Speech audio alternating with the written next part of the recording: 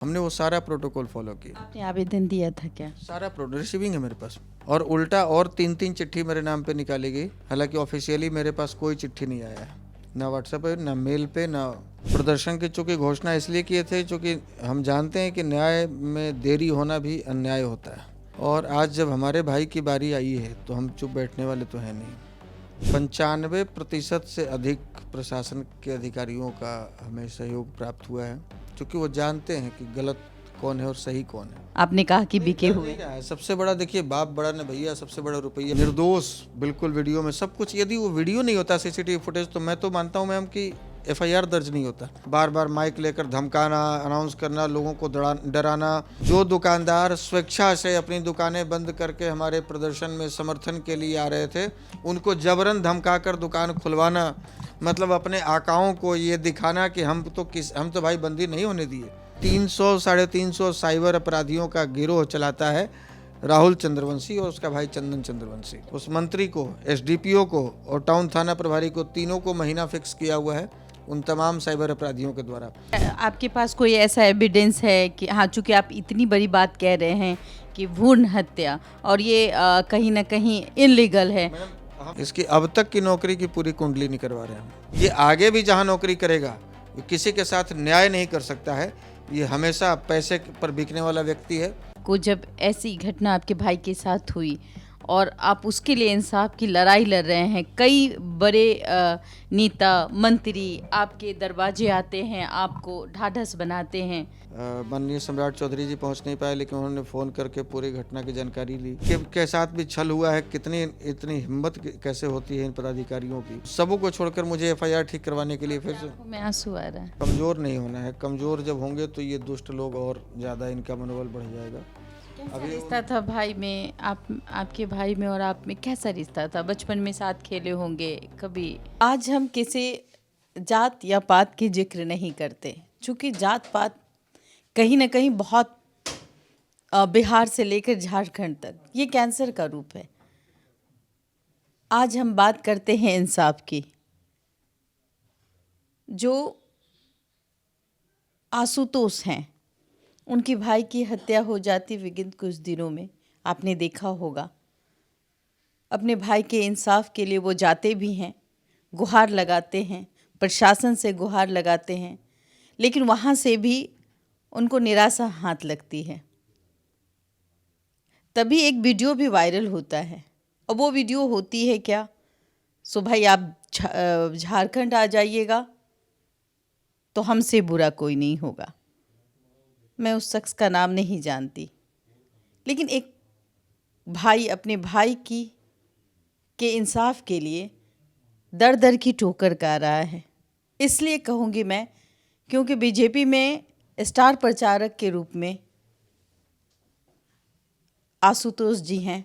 उसके बाद मैं बात करूं, झारखंड चुनाव के दौरान हेमंत सोरेन की पत्नी ने कॉल किया और कहा कि आप हमारा साथ दीजिए। बगैर स्वार्थ के इन्होंने साथ दिया और जीत कहीं ना कहीं आज आप देख पा रहे हैं। हेमंत सोरेन की सरकार बनती है, लेकिन इंसाफ फिर वहीं अधूरी हो जाती है। हमारे बीच हैं आशुतोष जी, जिनके भाई की निर्मम तरीके से हत्या हुई। आपका कहना है, क्या लगता है, ये हत्या थी या फिर एक एक्सीडेंट?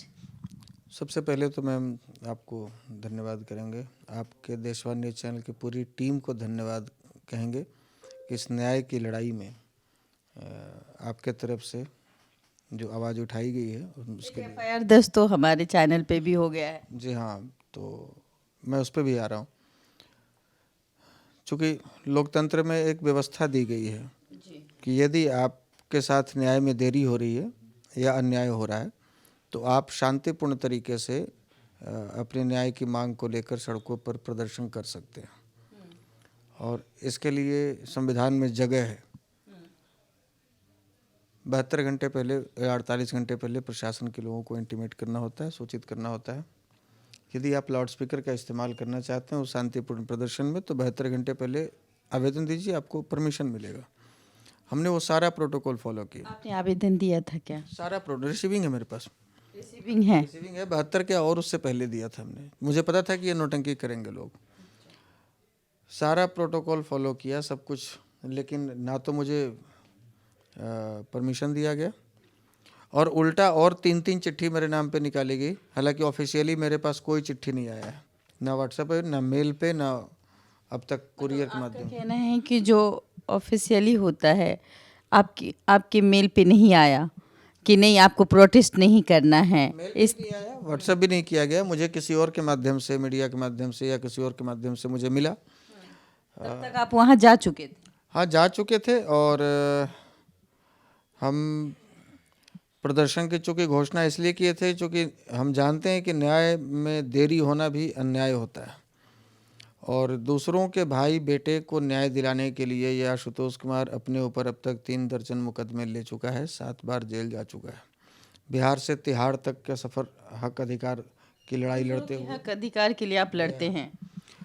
और आज जब हमारे भाई की बारी आई है तो हम चुप बैठने वाले तो हैं नहीं। हमारे पास दूसरा कोई काम नहीं है भाई को न्याय दिलाने के लिए लड़ाई लड़ने के अलावा। इसमें 95% से अधिक प्रशासन के अधिकारियों का हमें सहयोग प्राप्त हुआ है, क्योंकि वो जानते हैं कि गलत कौन है और सही कौन है। लेकिन कुछ जो बिके हुए जो भ्रष्ट अधिकारी हैं, जैसे एसडीपीओ अशोक सिंह, थाना प्रभारी टाउन थाना का राजीव कुमार देवघर टाउन। क्या मजबूरी है एसडीपीओ अशोक सिंह और थाना प्रभारी की, जो या तो वो डर रहे हैं या फिर आपने कहा कि बिके हुए? सबसे बड़ा देखिए, बाप बड़ा ने भैया सबसे बड़ा रुपया मुझे, मैं तो ये बड़े दुख के साथ कहता हूँ कि आज 23 तारीख को जो हरकत सैकड़ों वीडियो में जो एसडीपीओ का दिख रहा है कि किसी का भाई, किसी का बेटा, किसी का पति, किसी का बाप निर्दोष बिल्कुल वीडियो में सब कुछ, यदि वो वीडियो नहीं होता सीसीटीवी फुटेज तो मैं तो मानता हूँ मैम कि एफआईआर दर्ज नहीं होता। जो स्थिति वहाँ के पदाधिकारियों की है, एफआईआर दर्ज नहीं होता यदि सीसीटीवी फुटेज में नहीं आया होता तो। और सब कुछ क्लियर होने के बाद भी जो वहाँ एक पक्षीय कार्रवाई एसडीपीओ की तरफ से किया जा रहा था, उसके तरफ से बार बार माइक लेकर धमकाना, अनाउंस करना, लोगों को डराना, हमारे 2-2, 3-3 साथियों को उठाकर मेरे पहुंचने से पहले किसी और 28 किलोमीटर दूर थाने में भिजवा देना, उसके बाद डंडा चलाना। जो दुकानदार स्वेच्छा से अपनी दुकानें बंद करके हमारे प्रदर्शन में समर्थन के लिए आ रहे थे, उनको जबरन धमकाकर दुकान खुलवाना, मतलब अपने आकाओं को ये दिखाना कि हम तो भाई बंदी नहीं होने दिए, हम तो प्रदर्शन बिल्कुल नहीं होने दिए, हम तो किसी को सड़क पर नहीं आने दिए। ये दिखाना चाहते थे उस हत्यारे को कि हम तुम्हारे नमक का फ़र्ज अदा कर रहे हैं। ये मजबूरी की जो बात आपने की मैम, मजबूरी ये है कि 300-350 साइबर अपराधियों का गिरोह चलाता है राहुल चंद्रवंशी और उसका भाई चंदन चंद्रवंशी। क्या बात करते हैं। और आपको बताता हूँ, जामताड़ा, सारठ, मधुपुर से लेकर देवघर तक, और एक मंत्री है, उस मंत्री को, एसडीपीओ को और टाउन थाना प्रभारी को, तीनों को महीना फिक्स किया हुआ है उन तमाम साइबर अपराधियों के द्वारा। उसके अलावा जितना भी ज़मीन का अवैध कारोबार करता है, नॉन सेलेबल ज़मीन बेचना हो, कब्जा करना हो, वो सारा काम इस सब एसडीपीओ और थाना प्रभारी के संरक्षण में करता है, उनको कमीशन जाता है। उसके अलावा एक इलीगल हॉस्पिटल चलाता है नॉन सेलेबल ज़मीनें बनाकर, जहां खुलेआम 10,000 रुपया दीजिए और भ्रूण टेस्ट करवाइए, और यदि बच्ची निकल जाती है तो भ्रूण हत्या भी करवा लीजिए, इस पर कोई रोक नहीं है। और ये सब इस एसडीपीओ, इस थाना प्रभारी के संरक्षण में, इसके नाक के नीचे, और उसके हर चीज़ में कमीशन बंधा। तो क्या आपके पास कोई ऐसा एविडेंस है कि हाँ, चूंकि आप इतनी बड़ी बात कह रहे हैं कि भ्रूण हत्या और ये कहीं ना कहीं इनलीगल है, तो आपके पास कोई एविडेंस है? हम बिना तथ्य की बात ही नहीं करते हैं।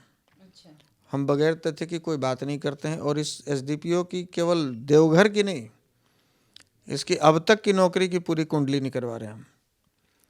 चूँकि मुझे पता है इसके रवैया देखकर मैं बता सकता हूँ कि जहाँ भी रहा होगा इसने काली कमाई खूब की होगी, इसने अपराधियों को खूब संरक्षित किया होगा, इसने हत्यारों को संरक्षित किया होगा, और ये आगे भी जहाँ नौकरी करेगा किसी के साथ न्याय नहीं कर सकता है। ये हमेशा पैसे पर बिकने वाला व्यक्ति है, ये अपराधियों के साथ खड़े रहने वाला व्यक्ति है। इसका मोरल क्या कहते हैं, स्वाभिमान जो है मर चुका है। और आज इसके बच्चे, इसकी बीवी, इसके भाई, इसके बेटे जो भी होंगे, या इसके माँ बाप इस एसडीपीओ के जहाँ भी होंगे, 23 तारीख के में जो इसका जो हरकत, जो सैकड़ों वीडियो जो वायरल हो रहे हैं, निश्चित रूप से आज वो शर्मिंदगी महसूस कर रहे होंगे इसके बेटे कहलाने पर, इसका बाप कहलाने पर, इसकी पत्नी कहलाने पर, निश्चित रूप से। जिस तरीके से आप दूसरों को इंसाफ दिलाने के लिए खड़े होते हैं, आप अपने भाई के को जब ऐसी घटना आपके भाई के साथ हुई और आप उसके लिए इंसाफ की लड़ाई लड़ रहे हैं, कई बड़े नेता मंत्री आपके दरवाजे आते हैं, आपको ढाढ़स बनाते हैं, क्या लगता है कि बीजेपी की सरकार है, एनडीए की सरकार है बिहार में, झारखंड में देख ही रहे हैं, आपने साथ दिया, कहीं ना कहीं स्टार प्रचारक बने, तो क्या लगता है कि इन नेताओं जब ये आते हैं आपके पास और आपको ढाढ़स बनाते, तो आपकी उम्मीदें हैं कि इनके वजह से आपको आपके भाई की जो हत्या हुई है, जो आप कह रहे हैं, न्याय मिल जाएगी? देखिए, जीतन राम मांझी आ जाते हम हैं, खरी खोटी बोलने वाले लोग हैं, साफ साफ बोलते हैं, शायद इसी वजह से हम। भूमि सुधार मंत्री विजय सिन्हा भी आपके घर आए थे। कुछ लोग वास्तव में सहानुभूति प्रकट करने आते हैं, कुछ लोग वास्तव में चाहते हैं कि भाई आपके साथ अन्याय हुआ है, इस लड़ाई में हम आपका साथ देंगे, और दिए भी। जैसे माननीय आपने अभी जो बात की जीतन राम मांझी जी की बात की, पूर्व मुख्यमंत्री, उन्होंने कहा कि मैं इसके लिए स्पेशल केंद्रीय गृह मंत्री जी से, माननीय अमित शाह जी से मिलकर इस मामले की सीबीआई जांच की मांग करूंगा। कहा जी, उन्होंने स्टेटमेंट भी दिया है।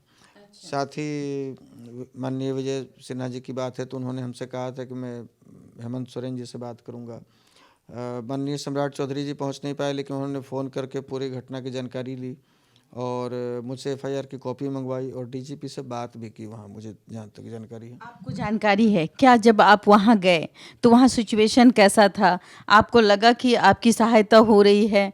आप जिन्होंने, क्योंकि बड़े बड़े मंत्री ने आपको को ढाढ़स बनाया या आश्वासन दिया, उस आश्वासन के तहत वहाँ पे आपको जैसे आम लोगों को बहुत कठिनाई झेलनी पड़ती है, थाने में खड़े होकर के इंतज़ार करना पड़ता है, कहीं आशुतोष को भी तो इंतज़ार नहीं करना पड़ा? मैम देखिए, जो लोग भी इतने पावरफुल होने के बावजूद, क्योंकि आप तो बीजेपी में हैं, जो लोग भी हमारे साथ ही हमारी पार्टी, जिनका भी नाम आप लिए, सब लोग एनडीए के हिस्सा है और वहाँ पर एनडीए विपक्ष में है, पहले इस बात को समझें। जो लोग सत्ता पक्ष में हैं उनकी बात ज़्यादा सुनी जाएगी। हाँ, ये ज़रूर है कि इतना नाम पहचान और इतने बड़े संगठन चलाने के बाद भी पूरे देश भर में जिस व्यक्ति की पकड़ हो, नाम हो, यदि दिल्ली में प्रोटेस्ट की बारी हो या गुजरात में हो या राजस्थान में हो, कहीं हमारे लिए ऐसा नहीं कि 5-10 हज़ार लोग बुलाना कोई बड़ी बात, लेकिन उस व्यक्ति को भी के साथ भी छल हुआ है। इतनी हिम्मत कैसे होती है इन पदाधिकारियों की। एफआईआर में डेट गलत कर दिया, जब हम पोस्टमार्टम के टाइम में जब लिखवा कर आए फर्द बयान, जब हम लोगों ने जो हैंड रिटन में दिया उसमें घटना की तारीख 9 बताई और 6 तारीख को गया जी मेरे घर से वहाँ जाने की तारीख बताई। बाद में थाने के लोगों ने एफआईआर घटना की तारीख को 6 कर दिया, 9 की जगह पे। मुझे सारा क्रियाक्रम छोड़कर, माँ बाप, उनके आलोक के बच्चे, सबको उस स्थिति में छोड़कर, पूरा घर परिवार, मतलब आप समझिए कि स्थिति क्या हो सकती है। 2 दिन पहले हमारे भाई की हत्या हुई, उस सबों को छोड़कर मुझे एफआईआर ठीक करवाने के लिए फिर से मुझे जाना पड़ा देवघर। अभी तो हम ये प्रयास करते हैं कि आंसू बाहर न निकलने दें, अभी कमज़ोर नहीं होना है। कमज़ोर जब होंगे तो ये दुष्ट लोग और ज़्यादा, इनका मनोबल बढ़ जाएगा। कैसा रिश्ता था भाई में, आपके भाई में और आप में कैसा रिश्ता था? बचपन में साथ खेले होंगे कभी?